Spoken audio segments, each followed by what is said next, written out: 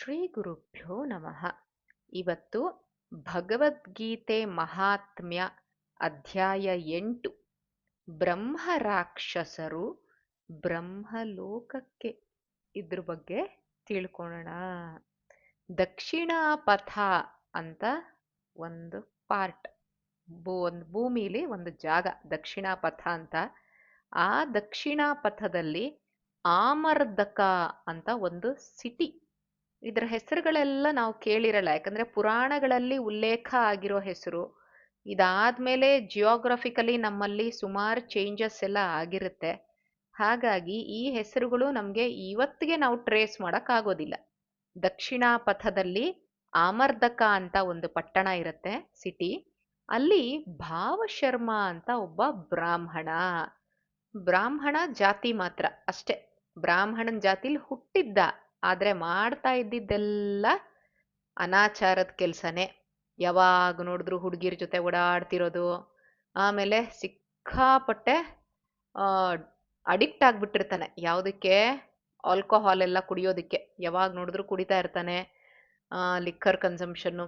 ಅದಾದ್ಮೇಲೆ ಯಾರು ಒಳ್ಳೆಯವ್ರು ಇರ್ತಾರಲ್ಲ, ಸಜ್ಜನರು ಯಾರು ತುಂಬಾ ಒಳ್ಳೆಯವ್ರು ಇರ್ತಾರೆ, ಅವ್ರ ದುಡ್ಡನ್ನೆಲ್ಲ ಇವನ್ ಕದಿಯೋದು, ಅದನ್ನೆಲ್ಲ ಮಾಡ್ತಿರ್ತಾನೆ. ಮಾಂಸ ತಿಂತಾ ಇರ್ತಾನೆ.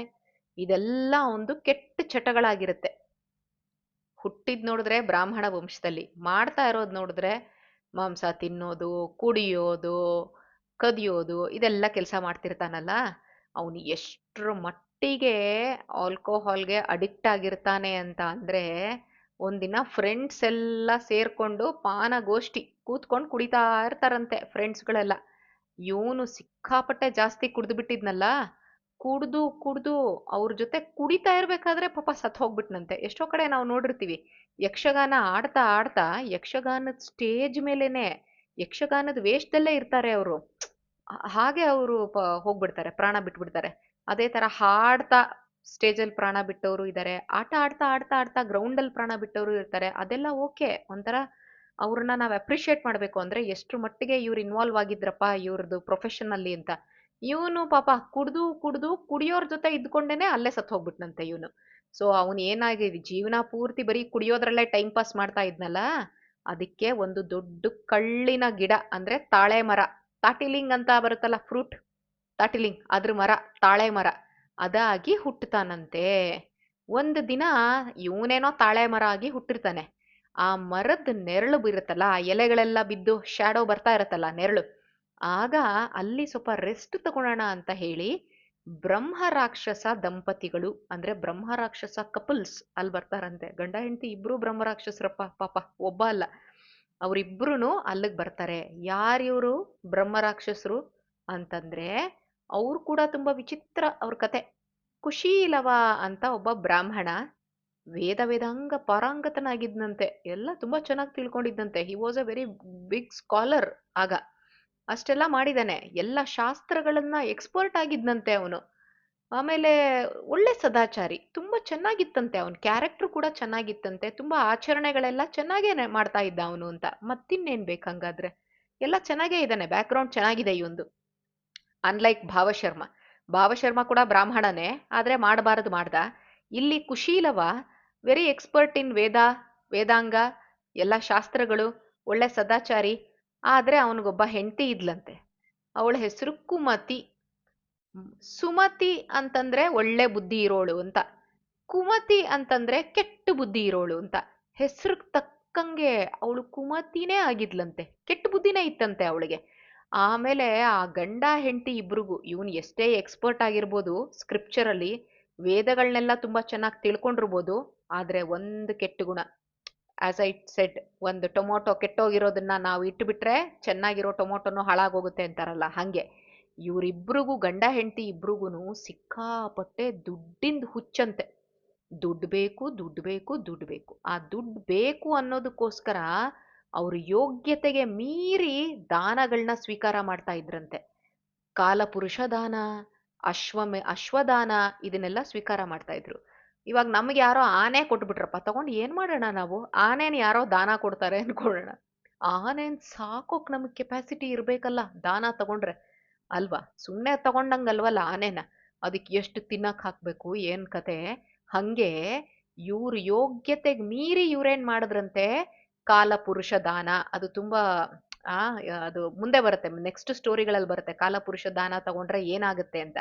ಆಮೇಲೆ ಕುದುರೆನ್ ದಾನ ಆಗ್ ತಗೊಂಡ್ರೆ ಅದನ್ನೆಲ್ಲ ತಗೊಂಡ್ಬಿಟ್ಟಿದ್ದಾರೆ ಇವ್ರು. ತಗೋತಾ ಇದ್ರಂತೆ. ಇವ್ರ್ ಮಾತ್ರ ಬೇರೆಯವ್ರಿಗೆ ಒಂದು ಬಿಡುಗಾಸು ಕೊಡ್ತಾ ಇರ್ಲಿಲ್ವಂತೆ. ಇದು ಕೆಟ್ಟವ್ರಲ್ಲ ಇವರೆಲ್ಲ. ಆ ರೀತಿ ಇಡೀ ಆಯುಷ್ಯ ಪೂರ್ತ ಕಳೆದ್ಬಿಟ್ರಂತೆ ಅವರು. ದುಡ್ಡು ಮಾತ್ರ ಬಂದಿದ್ದು ಹಂಗೆ ಇತ್ತು. ಎಲ್ಲೂ ಸ್ಪೆಂಡ್ ಮಾಡ್ತಿರ್ಲಿಲ್ವಂತೆ. ಆಕ್ಚುಲಿ ಯಾರ್ ದಾನ ತಗೋಬೇಕು ಅಂದ್ರೆ ಅವ್ರು ಇನ್ನೊಬ್ರಿಗೆ ದಾನ ಕೊಡ್ಬೇಕಂತೆ ಅವ್ರು. ಇನ್ನೊಬ್ರಿಗೆ ದಾನ ಕೊಡ್ತಾ ಇದ್ದಾರೆ ಅನ್ನೋರ್ ಮಾತ್ರ ದಾನ ತಗೋಬೇಕು. ಸುಮ್ನೆ ದಾನ ತಗೊಂಡ್ ತಗೊಂಡ್ ತಗೊಂಡ್ ಪೇರಿಸ್ತಾ ಇರೋದಲ್ಲ. ಅಂಥವ್ರು ದಾನ ತಗೋಬೇಕು ಅಂತ ಹೇಳ್ತಾರೆ. ದಾನ ಕೊಡೋರು ದಾನ ತಗೋಬೇಕು. ಆದ್ರೆ ಇವರು ಬರೀ ತಗೋತಾ ಇದ್ರು ಹೊರತು ಯಾರಿಗೂ ಕೊಡ್ತಾ ಇರ್ಲಿಲ್ಲ. ಜೀವನ ಪೂರ್ತಿ ಹಾಗೆ ಆಯ್ತು. ಸತ್ತ ಮೇಲೆ ಇನ್ನೇನ್ ಆಗ್ತಾರೆ? ಒಳ್ಳೆಯವ್ರ ಆಗ್ತಾರೆ? ಬ್ರಹ್ಮ ರಾಕ್ಷಸರಾಗ್ತಾರಂತೆ. ದೊಡ್ಡ ಘೋಸ್ಟ್. ಆಯ್ತಾ? ಸೊ ಅದಕ್ಕೋಸ್ಕರ ಹುಷಾರಾಗಿರ್ಬೇಕು. ಸುಮ್ನೆ ಎಲ್ಲಾರ ಹತ್ರ ತಗೋತಾ ಇರೋದಲ್ಲ. ತಗೊಂತಾ ಇದೀವಿ ಅಂದ್ರೆ ಅದು ಕರೆಕ್ಟಾಗಿ ಸ್ಪೆಂಡು ಮಾಡ್ಬೇಕು. ಸುಮ್ನೆ ಎಲ್ಲಾರ್ಗುನು ತೊಂದ್ರೆ ಕೊಡ್ತಾ ಇದ್ರೆ, ಬರೀ ದುಡ್ಡು ದುಡ್ಡು ದುಡ್ಡು ದುಡ್ಡು ಅಂತ ದುಡ್ಡನ್ನೇ ಸಂಪಾದನೆ ಮಾಡ್ತಾ ಇದ್ರೆ ಕೊನೆಗೆ ಬ್ರಹ್ಮ ರಾಕ್ಷಸ ಆಗ್ಬಿಡ್ತೀವಷ್ಟೆ. ಅದಕ್ಕೆ ಸತ್ತ ಮೇಲೆ ಅವ್ರಿಬ್ರು ಏನಾಗ್ತಾರೆ? ಬ್ರಹ್ಮ ರಾಕ್ಷಸರಾಗ್ತಾರಂತೆ. ಆದ್ರೆ ಬ್ರಹ್ಮ ರಾಕ್ಷಸ ಆದ್ರೆ ಸೋ ವಾಟ್? ಅಂದ್ರೆ ಅಲ್ಲ, ಹಸ್ ಹೊಟ್ಟೆ ಹಸಿತಾ ಇರುತ್ತೆ, ಆ ಫೀಲಿಂಗ್ ಇರುತ್ತೆ ಅವ್ರಿಗೆ, ಆದ್ರೆ ತಿನ್ನಕ್ಕಾಗಲ್ಲ ಅವ್ರಿಗೆ. ಆಮೇಲೆ ಬಾಯಾರಿಕೆ ಆಗ್ತಾ ಇರುತ್ತೆ, ಥರ್ಸ್ಟಿ ಅಂತ ಫೀಲ್ ಆಗ್ತಾ ಇರ್ತಾರೆ, ಆದ್ರೆ ದೆ ಕೆನಾಟ್ ಡ್ರಿಂಕ್. ಈ ತರ ಸಿಚುವೇಶನ್. ಹೊಟ್ಟೆನೇ ಹಸಿಯಲ್ಲ ಅಂದ್ರೆ ಆರಾಮಾಗಿದ್ ಬಿಡ್ಬೋದು ನಾವು. ನನಗೇನೋ ಥರ್ಸ್ಟಿನೇ ಆಗ್ತಾ ಇಲ್ಲಪ್ಪ, ಬಾಯಾರಿಕೆನೇ ಆಗ್ತಾ ಇಲ್ಲ ಅಂದ್ರೂ ಆರಾಮಿರ್ಬೋದು, ತೊಂದರೆ ಇಲ್ಲ. ಆದ್ರೆ ಹೊಟ್ಟೆ ಹಸಿತಾ ಇರುತ್ತೆ, ತಿನ್ನಕ್ಕಾಗಲ್ಲ. ಬಾಯಾರಿಕೆ ಆಗ್ತಾ ಇರುತ್ತೆ, ಕುಡಿಯಕ್ಕಾಗಲ್ಲ ಅಂದ್ರೆ ಎಂತ ದೊಡ್ಡ ಟ್ರಾಜಿಡಿ ಅಲ್ಲ. ಹೇಗಿರಕ್ ಸಾಧ್ಯ ಆತರ? ಸೋ ಲೋಕ ಲೋಕ ಸುತ್ತುತ್ತಾರಂತೆ. ಸುತ್ತಿದ್ರು ಏನು ಅವ್ರಿಗೇನು ಸೊಲ್ಯೂಷನ್ ಇಲ್ಲ ಅವ್ರಿಗೆ. ಅದು ಜನ್ಮ ಇರೋದೇ ಹಾಗೆ. ಬ್ರಹ್ಮ ರಾಕ್ಷಸರಾಗ್ಬಿಟ್ರೆ ವಿ ವೋಂಟ್ ಬಿ ಹ್ಯಾಪಿ. ಇಷ್ಟೆಲ್ಲ ಇದೆಯಪ್ಪ ಟ್ರಾಜಿಡಿಗಳು. ಆ ರೀತಿ ಆದಾಗ ಕೊನೆಗೊಂದ್ಸರಿ ವಿಶ್ರಾಂತಿ ತಗೋಬೇಕು ಅಂತ, ಅಂದ್ರೆ ರೆಸ್ಟ್ ಮಾಡಬೇಕು ಅಂತ ಹೇಳ್ಬಿಟ್ಟು ಅವರು ಮರದತ್ರ ಬರ್ತಾರಂತೆ. ಯಾವ ಮರ? ಭಾವಶರ್ಮ ಮರ ಆಗಿದ್ನಲ್ಲ, ತಾಳೆ ಮರ ಆಗಿದ್ನಲ್ಲ, ತಾಟಿಲಿಂಗ್ ಮರ ಆಗಿದ್ನಲ್ಲ, ಅಲ್ಲಿಗೆ ಬರ್ತಾರಂತೆ ಇವರಿಬ್ರು. ಆಗ ವೈಫ್ ಕೇಳ್ತಾಳಂತೆ, ಸ್ವಾಮಿ, ಅಂದ್ರೆ ಗಂಡನ್ ಕೇಳ್ತಾಳೆ, ಸ್ವಾಮಿ, ಈ ಬ್ರಹ್ಮರಾಕ್ಷಸ ಜನ್ಮದಿಂದ ನಮ್ಗೆ ಯಾವಾಗ ಬಿಡುಗಡೆ ಸಿಕ್ಕತ್ತೆ? ಇದು ಎಷ್ಟು ದೊಡ್ಡ ಸಂಕಟ, ಇದು ತುಂಬಾ ಘೋರವಾಗಿರೋ ಸಂಕಟ. ಅಂದ್ರೆ ತುಂಬಾ ಎಷ್ಟು ಕೆಟ್ಟದ್ದಲ್ಲ ಅಂದ್ರೆ, ಹೊಟ್ಟೆ ಹಸಿತಾ ಇರುತ್ತೆ, ತಿನ್ನಕ್ಕಾಗಲ್ಲ, ಬಾಯಾರಿಕೆ ಆಗ್ತಾ ಇರುತ್ತೆ, ಕುಡಿಯಕ್ಕಾಗಲ್ಲ. ನಮ್ಗೆ ಹೇಗೆ ಬಿಡುಗಡೆ ಸಿಕ್ಕತ್ತೆ ಅಂತ ಹೆಂಡತಿ ಕೇಳ್ತಾಳಂತೆ. ಈ ಬುದ್ಧಿ ಬ್ರಹ್ಮರಾಕ್ಷಸರದಾದಾಗ ಬರೋ ಬದಲು ಚೆನ್ನಾಗಿದ್ದಾಗ್ಲೇ ಮನುಷ್ಯರಾಗಿದ್ದಾಗ್ಲೇ ಬರ್ಬೋದಾಗಿತ್ತಲ್ವಾ? ನೋಡ, ಆಗ ಬುದ್ಧಿ ಓಡ್ಲೇ ಇಲ್ಲ ಅವ್ರಿಗೆ. ಆಗ ಬರೀ ದುಡ್ಡು ತಗೊಂಡು ತಗೊಂಡು ತಗೊಂಡು ದಾನ ತಗೊಂಡು ತಗೊಂಡು ಕೂಡ್ಸಿದ್ದು. ಈಗ ಬ್ರಹ್ಮ ರಾಕ್ಷಸರಾಗಿ ಬೀದ್ ಬೀದಿ ಅಲಿತಾ ಇದ್ದಾರೆ. ಹೊಟ್ಟೆ ಹಸಿತಾ ಇದೆ. ನೀರ್ ಕುಡಿಬೇಕು ಅಂದ್ರೆ ನೀರ್ ಕುಡಿಯಕ್ಕೂ ಆಗ್ತಿಲ್ಲ ಅವ್ರ ಕೈಯಲ್ಲಿ. ಈಗ ಅವಳು ಕೇಳ್ತಾ ಇದ್ದಾಳಂತೆ, ಹೇಗೆ ನಮ್ಗೆ ಬ್ರಹ್ಮ ರಾಕ್ಷಸ ಜನ್ಮದಿಂದ ಮುಕ್ತಿ ಸಿಕ್ಕತ್ತೆ ಅಂತ. ಅದಕ್ಕೆ ಗಂಡ ಹೇಳ್ತಾನೆ, ಕುಶೀಲವ ಹೇಳ್ತಾನೆ, ಅದಕ್ಕೆ ಬ್ರಹ್ಮವಿದ್ಯೆ ಉಪದೇಶ ಆಗ್ಬೇಕು. ಬ್ರಹ್ಮವಿದ್ಯೆ ಅಂದ್ರೆ ಭಗವಂತನ ಬಗ್ಗೆ ಹೇಳೋ ಅಂತ ವಿದ್ಯೆ. ಅದ್ರ ಉಪದೇಶ ಆಗ್ಬೇಕು ನಮ್ಗೆ. ಭಗವಂತನ ಬಗ್ಗೆ ತಿಳ್ಕೋಬೇಕು ನಾವು. ಆಧ್ಯಾತ್ಮ ಚಿಂತನೆ ಮಾಡ್ಬೇಕು. ಅಂದ್ರೆ ನಾವ್ ಯಾರು, ಭಗವಂತ ಯಾರು, ದೇವತೆಗಳು ಯಾರು, ಈ ಬ್ರಹ್ಮಾಂಡ ಭಗವಂತನಿಂದ ಹೇಗ್ ನಡೀತಾ ಇದೆ, ಭಗವಂತನ ಗುಣಗಳು ಯಾವ್ಯಾವ್ದು, ಇದೆಲ್ಲ ತಿಳ್ಕೋಬೇಕು. ಕರ್ಮದ ವಿಧಿವಿಧಾನಗಳನ್ನೆಲ್ಲ ಅರಿಯಬೇಕು. ಅದೆಲ್ಲ ಅವನು ಗೊತ್ತಿದ್ರೆ ಅವನು ಅದನ್ನ ಮಾಡ್ಬೋದಾಗಿತ್ತಲ್ವಾ? ಮಾಡ್ಲಿಲ್ಲ. ಕರ್ಮದ ವಿಧಿವಿಧಾನ ಅಂದ್ರೆ ನಾವು ಎವ್ರಿ ಆಕ್ಷನ್ದು ನಮ್ಗೆ ಡೂಸ್ ಅಂಡ್ ಡೋಂಟ್ಸ್ ಅನ್ನೋವಂಥದ್ದು ಗೊತ್ತಿರ್ಬೇಕು ನಮ್ಗೆ. ಯಾವ್ದು ಮಾಡಬೇಕು, ಯಾವ್ದು ಮಾಡಬಾರ್ದು, ಯಾವ್ದು ಪ್ರಾಹಿಬಿಟೆಡ್, ಯಾವ್ದು ಪರ್ಮಿಟೆಡ್, ಇದೆಲ್ಲ ನಮಗ್ ಗೊತ್ತಿರ್ಬೇಕು. ಇಲ್ದೇ ಇದ್ರೆ ಈ ಸಂಕಟದಿಂದ ಪಾರಾಗೋದಕ್ಕೆ ಸಾಧ್ಯ ಇಲ್ಲ ಅಂತ ಹೇಳ್ತಾರೆ. ಇಂಡೈರೆಕ್ಟ್ ಆಗಿ ಹಂಗಾರೆ ಹೆಂಗೆ ಈ ಸೆಂಟೆನ್ಸ್ ಅನ್ನು ಉಲ್ಟಾ ಓದಿದ್ರೆ? ಅಂದ್ರೆ ಯಾರು ಭಗವಂತನ ಬಗ್ಗೆ ತಿಳ್ಕೊಳಕ್ ಇಷ್ಟಪಡಲ್ಲ, ಯಾರು ಸ್ಪಿರಿಚುಯಾಲಿಟಿ ಬಗ್ಗೆ ಟೇಸ್ಟ್ ಇರಲ್ಲ, ಯಾರ್ಗೆ ಡೂಸ್ ಅಂಡ್ ಡೋಂಟ್ಸ್ ಬಗ್ಗೆ ಕೇರ್ ಮಾಡಲ್ಲ, ಅಂತವ್ರೆಲ್ಲ ಏನಾಗ್ತಾರೆ?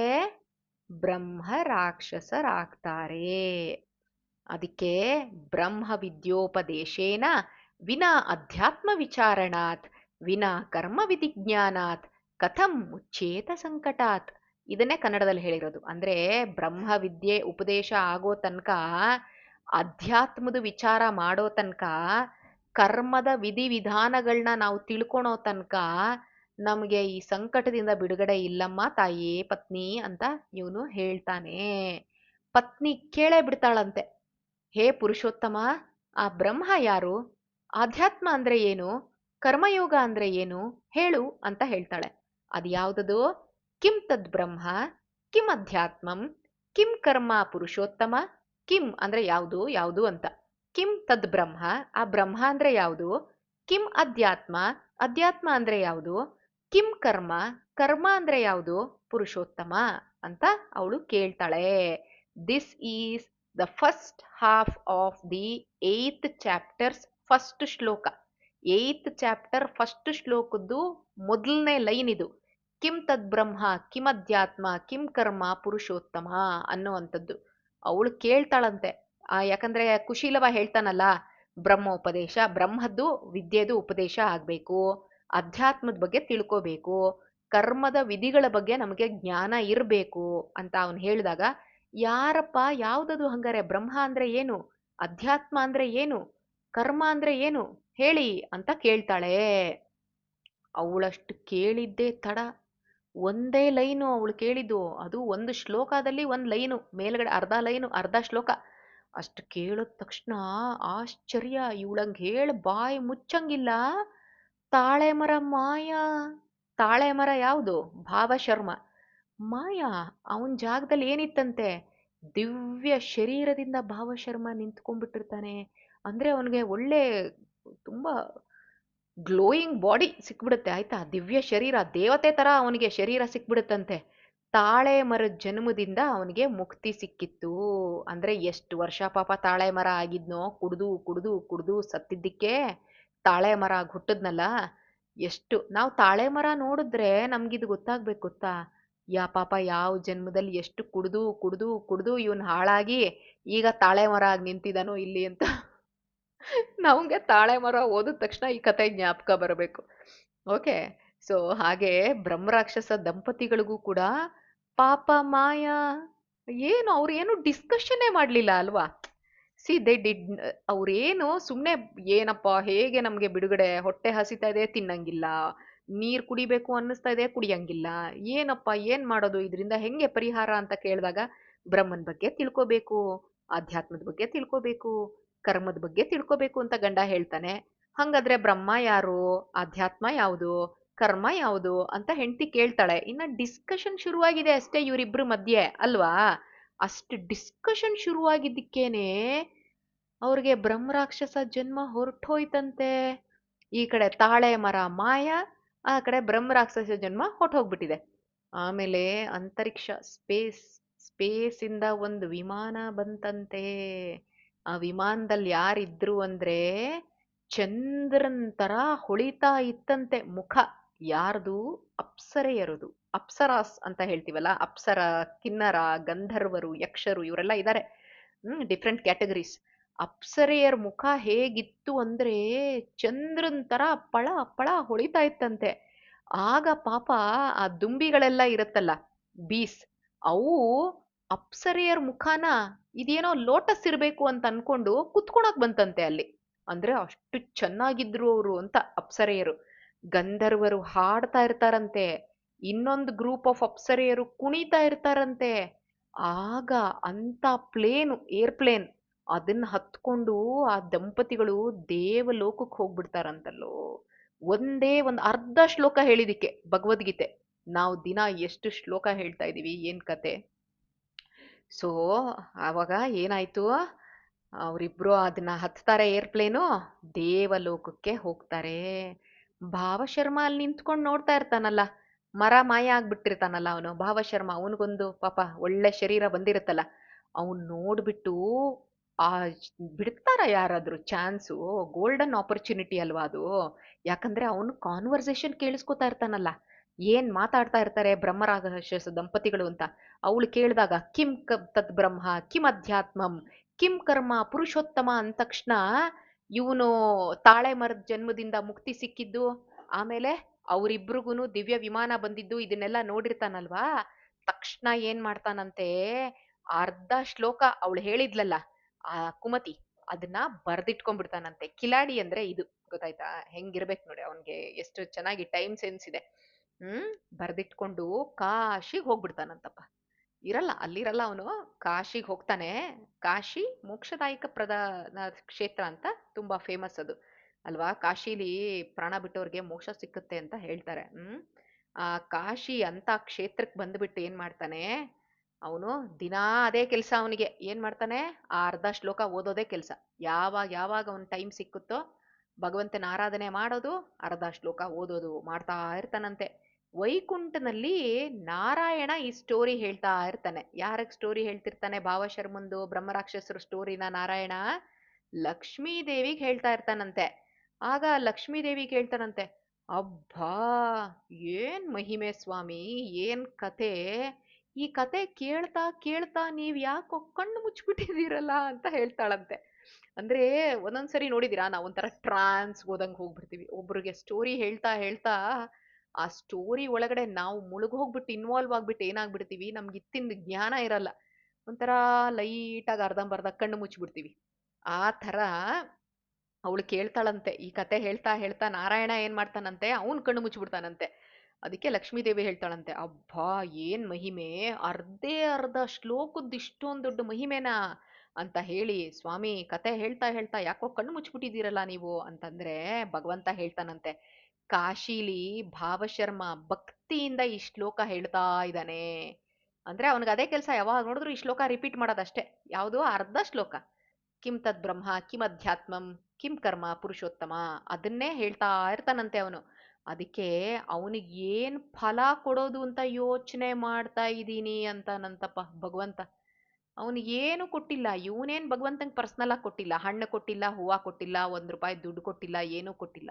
ಬಟ್ ಭಗವದ್ಗೀತೆದು ಅರ್ಧ ಶ್ಲೋಕ ಅವನು ಭಕ್ತಿಯಿಂದ ಹೇಳ್ತಾ ಇದ್ನಲ್ಲ, ಇವನಿಗೆ ನಾನು ಏನ್ ಫಲ ಕೊಡ್ಲಿ ಅಂತ ಭಗವಂತ ಯೋಚನೆ ಮಾಡ್ತಾ ಇದ್ದಾನೆ ಅಂದ್ರೆ, ಎಷ್ಟು ಕಾರುಣ್ಯ ಭಗವಂತನಿಗೆ, ನಮ್ ತಂದೆಗೆ! ಏನ್ ಕತೆ! ಯಾರಾದ್ರೂ ಇದ್ ಮಾಡ್ತಾರ? ಈಗ ಮನೆಗ್ ಬಂದವ್ರ ಮುಂದೆ ನಾವು ಕುತ್ಕೊಂಡ್ ಮಾತಾಡ್ತಾ ಇದ್ರೆ ಅವ್ರು ಏನಪ್ಪ ಕರ್ಸ್ಬಿಟ್ಟು ನಾನು ಏನು ಕೊಟ್ಟೇ ಇಲ್ಲ, ಸುಮ್ಮನೆ ಬಾಯ್ ಬಡ್ಕೋತಾ ಇದ್ದಾರೆ ಅಂತ ಅನ್ನಲ್ವಾ? ಆದ್ರೆ ಭಗವಂತ ಇವನಿಗೆ ಏನ್ ಫಲ ಕೊಡ್ಲಿ ಅಂತ ಯೋಚನೆ ಮಾಡ್ತಾ ಇದ್ದಾನಂತೆ. ಹೀಗೆ ಭಾವಶರ್ಮಂಗ್ ಏನಾಗತ್ತೆ ಕೊನೆಗೆ? ಸದ್ಗತಿ ಸಿಕ್ಕತ್ತೆ, ಶಾಶ್ವತ ಸುಖ ಸಿಕ್ಕತ್ತೆ. ಅಂದ್ರೆ ಮೋಕ್ಷಕ್ಕೆ ಹೋಗ್ಬಿಡ್ತಾನಂತಪ್ಪ ಅವನು. ಜಸ್ಟ್ ಬೈ ರಿಸೈಟಿಂಗ್, ಭಕ್ತಿಯಿಂದ ಅರ್ಧ ಶ್ಲೋಕ ಹೇಳ್ತಾ ಇದ್ದಿದ್ದಕ್ಕೆ ಅವನು ಮೋಕ್ಷಕ್ಕೆ ಹೋಗ್ಬಿಡ್ತಾನೆ. ಅಂದ್ರೆ ಇದರಿಂದ ಯಾರ್ಯಾರು ಉದ್ಧಾರ ಆಯ್ತು? ಭಾವಶರ್ಮಂದು ಉದ್ಧಾರ ಆಯ್ತು, ಬ್ರಹ್ಮ ರಾಕ್ಷಸ ದಂಪತಿಗಳದು ಉದ್ಧಾರ ಆಯ್ತು. ಬರೀ 3 ಕ್ಯಾರೆಕ್ಟರ್ ಇದರಲ್ಲಿ. 3 ಕ್ಯಾರೆಕ್ಟರ್ ಇದೆ, ಛೋಟಾ ಸಾ ಸ್ಟೋರಿ. ಜ್ಞಾಪಕ ಇಟ್ಕೊಳೋದು ಈಸಿ ನಮ್ಗೆ. ಸೊ ಭಾವಶರ್ಮ ಬ್ರಾಹ್ಮಣ, ಆದ್ರೆ ಏನಾಯ್ತು? ಒಂದು ಬ್ರಾಹ್ಮಣ ಉಚಿತ ಕೆಲಸ ಮಾಡ್ತಾ ಇರ್ಲಿಲ್ಲ ಅವನು. ಮಾಡಿದ್ದೆಲ್ಲ ಅನಾಚಾರನೇ.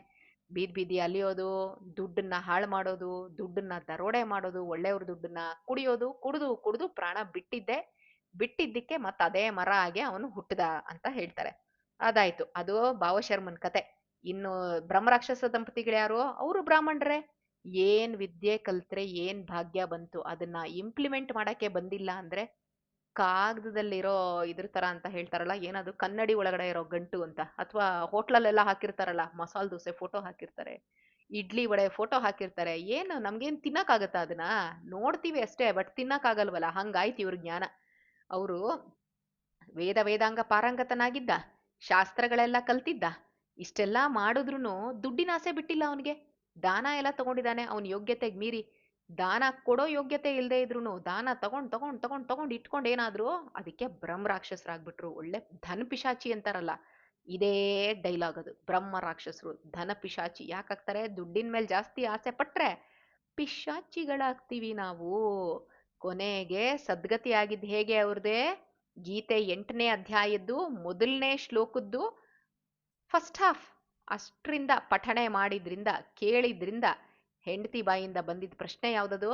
ಕಿಂ ತದ್ ಬ್ರಹ್ಮ ಕಿಂ ಅಧ್ಯಾತ್ಮಂ ಕಿಂ ಕರ್ಮ ಪುರುಷೋತ್ತಮ ಅಂತ ಅವಳು ಕೇಳಿದ ತಕ್ಷಣ ಅವರಿಬ್ರು ಪಾಪ ಸೌದಿತ್ತು, ಪುಣ್ಯದ ಡೋರ್ ಓಪನ್ ಆಯ್ತು. ತಕ್ಷಣ ಅವರಿಬ್ಬರಿಗೆ ಬ್ರಹ್ಮರಾಕ್ಷಸ ಜನ್ಮ ಹೋಯ್ತು. ಒಳ್ಳೆ ದಿವ್ಯವಾಗಿರೋ ಏರ್ಪ್ಲೇನ್ ಹತ್ಕೊಂಡು ಹೋಗೇ ಬಿಟ್ರು. ಈ ರೀತಿ ಅಂದ್ರೆ ನಾನು ಅದೇ ನೆನ್ನೆ ಹೇಳಿದ್ನಲ್ಲ, 7th ಚಾಪ್ಟರ್ದು ಲಾಸ್ಟ್ ಶ್ಲೋಕದಲ್ಲಿ ಹೇಳ್ತಾರಲ್ವಾ, ಬ್ರಹ್ಮ, ಅಧಿದೈವ, ಅಧಿಭೂತ, ಅಧ್ಯಾತ್ಮ, ಕರ್ಮ, ಇದ್ರ ಬಗ್ಗೆ ಎಲ್ಲ ಬರೀ ನಮ್ಗೆ ಇಂಟ್ರೊಡಕ್ಷನ್ ತರ ಕೊಟ್ಟಿದ್ದಾನಷ್ಟೇ ಭಗವಂತ. ಅದನ್ನ ಡೀಟೇಲ್ ಆಗಿ ಎಲ್ಲಿ ಎಕ್ಸ್ಪ್ಲೈನ್ ಮಾಡ್ತಾರೆ? 8th ಚಾಪ್ಟರ್ ಅಲ್ಲಿ. ಆ 8th ಚಾಪ್ಟರ್ ಅಲ್ಲಿ ಎಕ್ಸ್ಪ್ಲೈನ್ ಮಾಡುವಂಥದ್ದೇ ಇವತ್ತಿಂದು ಮಹಾತ್ಮೆ. ಅದ್ರ ಬಗ್ಗೆ ಎಲ್ಲ ನಾವು ತಿಳ್ಕೋಬೇಕು. ಅಕ್ಷರ ಬ್ರಹ್ಮ ಯೋಗ ಅಂತ ಕರೀತಾರೆ ಇದನ್ನ. ಅದ್ರ ಬಗ್ಗೆ ನಾವು ತಿಳ್ಕೊಂಡಾಗ ಏನಾಗುತ್ತೆ ನಮ್ಗೆ? ನಾವು ಕೂಡ ಸದ್ಗತಿಗೆ ಹೋಗ್ತೀವಿ ಅನ್ನುವಂಥದ್ದನ್ನ ಹೇಳ್ತಾರೆ. ಈ ಭಾವಶರ್ಮ ಎಲ್ಲಿ? ಕಾಶಿಲಿ ಪಠನೆ ಮಾಡಿದ್ದು. ಕಾಶಿಲ್ ನೋಡು ಹರಿದು ಪೂಜೆ ಮಾಡ್ತಾ ಇದ್ದ ಅಂತ ಹೇಳ್ತಾರೆ, ಶ್ರೀಹರಿನ. ಯಾಕೆ ಗೊತ್ತಾ? ಕಾಶಿಲಿ ಬಿಂದು ಮಾಧವ ಇದಾನೆ. ಎಷ್ಟು ಜನ ಕಾಶಿಗೆ ಹೋದವ್ರು ಬಿಂದು ಮಾಧವನ್ ನೋಡ್ತಾರೋ ಇಲ್ವೋ ಗೊತ್ತಿಲ್ಲ. ಎಲ್ರೂ ವಿಶ್ವನಾಥನ್ ನೋಡೋದ್ರಲ್ಲೇ ಬ್ಯುಸಿ. ಬಟ್ ಕಾಶಿಲಿ ಬಿಂದು ಮಾಧವ, ಪ್ರಯಾಗದಲ್ಲಿ ವೇಣಿ ಮಾಧವ, ಆಮೇಲೆ ರಾಮೇಶ್ವರಂ ಅಲ್ಲಿ ಸೇತು ಮಾಧವ. ಇವ್ರ ದರ್ಶನ ಮೊದ್ಲು ಮಾಡಬೇಕು ಅಂತ ಇದೆ. ವೈಷ್ಣವ ಕ್ಷೇತ್ರಗಳಿದೆಲ್ಲ. ಆ ವೈಷ್ಣವ ಕ್ಷೇತ್ರ ಆಗಿರೋದ್ರಿಂದಾನೇ ಶಿವ ಅಲ್ಲಿ ಬಂದು ನೆಲೆಸಿದಾನೆ. ಅದನ್ನ ತಿಳ್ಕೋಬೇಕು. ತುಂಬಾ ಜನಕ್ಕೆ ಆ ಸೀಕ್ರೆಟ್ಸೇ ಗೊತ್ತಾಗಲ್ಲ, ಆಯ್ತಾ? ಅದಕ್ಕೆ ಇವನು ಕಾಶಿಗೆ ಹೋಗ್ಬಿಟ್ಟು ಶ್ರೀಹರಿನ ಆರಾಧನೆ ಮಾಡ್ಕೊಂಡು ಅದು ಅರ್ಧ ಶ್ಲೋಕ ಹೇಳ್ಕೊಂಡು ಅವನೇನ್ ಮಾಡ್ತಾನೆ, ಕೊನೆಗೆ ಮುಕ್ತಿಗೆ ಹೋಗ್ತಾನೆ. ನಾಟ್ ಜಸ್ಟ್ ಹೀ. ಎಷ್ಟೋ ಜನ ಇದ್ರಂತೆ ಅವನ ಕಡೆಯವರೆಲ್ಲ ನರಕದಲ್ಲಿ, ಅವರು ಎಲ್ಲ ಬಿಡುಗಡೆ ಆಗತ್ತೆ ಅವ್ರಿಗೆ ಅಂತ ಭಗವದ್ಗೀತೆ 8ನೇ ಅಧ್ಯಾಯದ ಮಹಾತ್ಮ್ಯ. ಬ್ರಹ್ಮ ರಾಕ್ಷಸರು ಬ್ರಹ್ಮ ಲೋಕಕ್ಕೆ ಅನ್ನೋದ್ರಲ್ಲಿ ಶ್ರೀ ವೇದವ್ಯಾಸರು ಪದ್ಮ ಪುರಾಣದಲ್ಲಿ ಇದ್ರ ಬಗ್ಗೆ ನಮ್ಗೆ ತಿಳಿಸ್ಕೊಡ್ತಾರೆ ಅಂತ ಈ ಅಧ್ಯಾಯನ ಇಲ್ಲಿಗೆ ಮಧ್ವಾಂತರ್ಗತ. ಶ್ರೀಕೃಷ್ಣಾರ್ಪಣಮಸ್ತು.